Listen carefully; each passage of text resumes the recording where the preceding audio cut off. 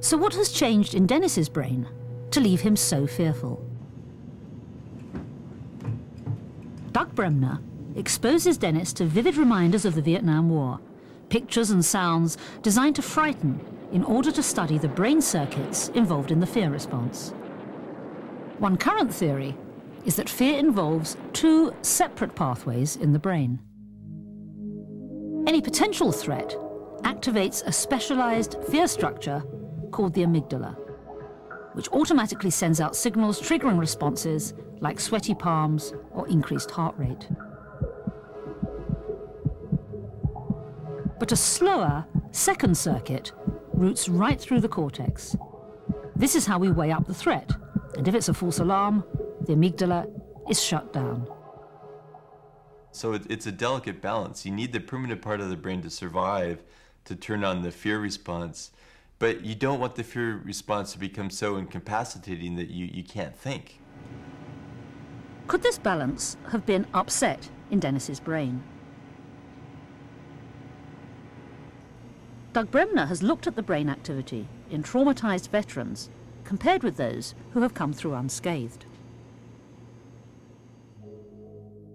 He's found there's far less activity in one particular area of Dennis's cortex than there should be. This area is part of the pathway which normally shuts down the automatic fear responses when they're not needed. So in Dennis's brain, even the slightest threat unleashes the full terror.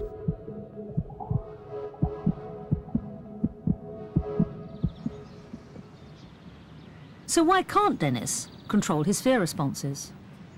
Doug Bremner thinks that the best clue comes from the way patients like Dennis seem to dwell on their memories of the war.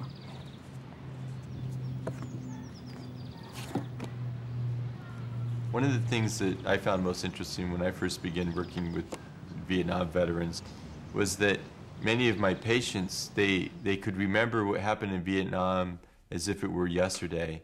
And they'd show me picture books of their friends from the war and talk about them as if they had just seen them the day before. But they couldn't remember what they had for breakfast that morning. They had sort of a vague idea about maybe how long they'd been in the hospital. And these more recent things, they had a lot of problems with. Bremner believes that Dennis's faulty fear response also involves a brain structure called the hippocampus, known to play a vital role in memory.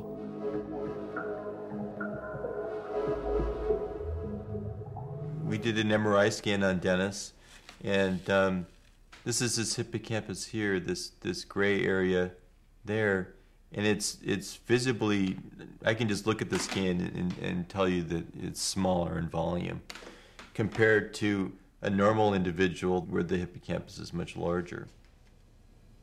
This change to Dennis's hippocampus is very exciting. Constant terror has changed the structure of his brain. This is from the land we left so much at. It's incredible. It's as if his experiences in Vietnam have worn such a deep groove that he's trapped in the past. Even a handful of soil from the Ho Chi tunnels is enough to reduce him to tears.